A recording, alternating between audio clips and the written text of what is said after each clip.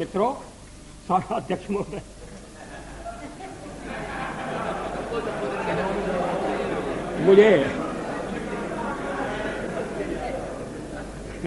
मुझ पर आरोप लगाया गया है और यह आरोप मेरे हृदय में घाव कर गया है। आरोप यह है कि मुझे सत्ता का लोभ हो गया है और मैंने पिछले 10 दिन में जो कुछ किया है वो सत्ता के लोभ के कारण किया है। अभी थोड़ी देर पहले मैंने उल्लेख किया कि मैं 40 साल से सदन का सदस्य हूं। सदस्यों ने मेरा व्यवहार देखा है, मेरा आचरण देखा है। जनता दल के मित्रों के साथ मैं सत्ता में भी रहा हूं। कभी हम सत्ता के लोभ से गलत काम करने के लिए तैयार नहीं।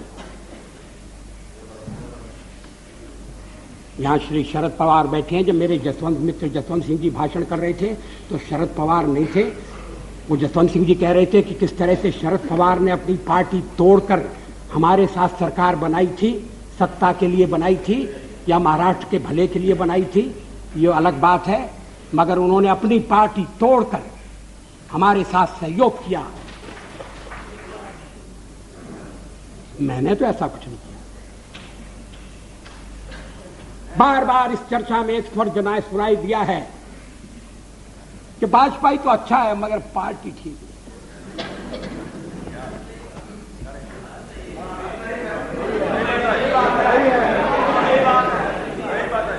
अच्छा, तो अच्छे वाजपेयी का आप क्या करने का इरादा रखते हैं?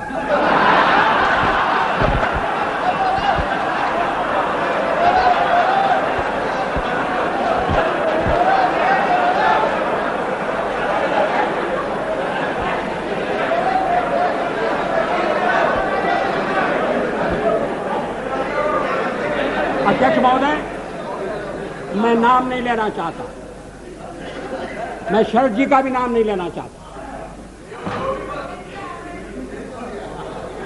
लेकिन पार्टी तोड़कर सत्ता के लिए नया गठबंधन करके अगर सत्ता हाथ में आती है तो मैं ऐसी सत्ता को चिमटे से भी छूना पसंद नहीं करता।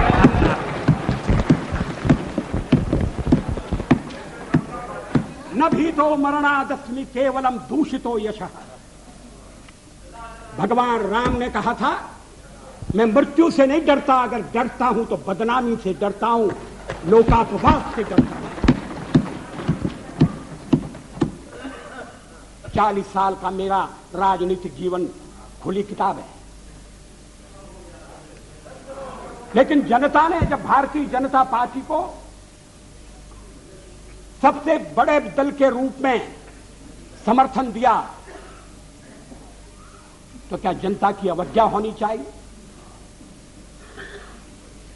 जब राष्ट्रपति ने मुझे बुलाया और सरकार बनाने के लिए बुलाया और कहा कि कल आपके मंत्रियों की शपथ विधि होना चाहिए और 31 तारीख तक आप अपना बहुमत सिद्ध कीजिए, तो क्या मैं मैदान छोड़कर चला जाता? मैं पलायन कर जाता? जिस जनता का हमने विश्वास अर्जित किया है और आप इकट्ठी भीड़ न करें। मैं अलग अलग पीछे, अब जब मैंने चर्चा आरंभ की थी तब इसका स्पष्टीकरण किया था। क्या यह तथ्य नहीं है कि हम सबसे बड़े दल के रूप में उभरे हैं? अब जो और तर्क दिए जा रहे हैं मैं उन पर आऊंगा। क्या मैं राष्ट्रपति महोदय से कहता कि नहीं, पहले मुझे जरा बात कर लेने दो।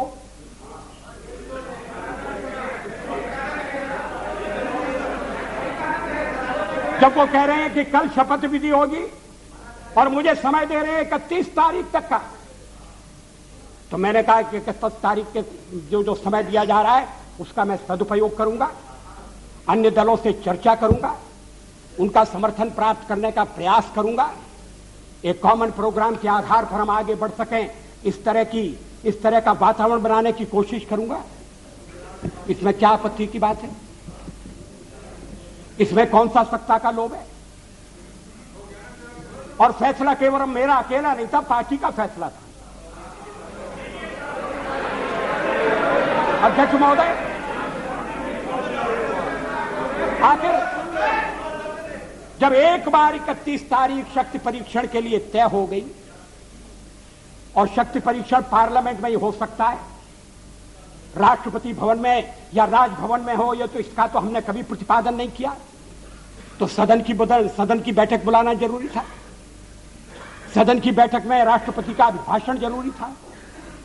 हम तो कोई और भी काम रख सकते थे, कम से कम राष्ट्रपति को उनके अभिभाषण के लिए धन्यवाद देने का काम तो रख ही सकते थे। लेकिन ऐसा आपने ऐसा नहीं होने दिया, और मैंने भी संदेह पैदा हो इसलिए इस बात पर जोर नहीं दिया। जल्दी से जल्दी पहला अवसर, और इसलिए 27 तारीख और 28 को आज फैसला होने जा रहा है। हम बल दे सकते थे कि नहीं, हमें 31 तक का समय दिया गया है, हम कुर्सी पर बैठे रहेंगे। अध्यक्ष महोदय, कमर के नीचे वार नहीं होना चाहिए, नियत पर शक नहीं होना चाहिए।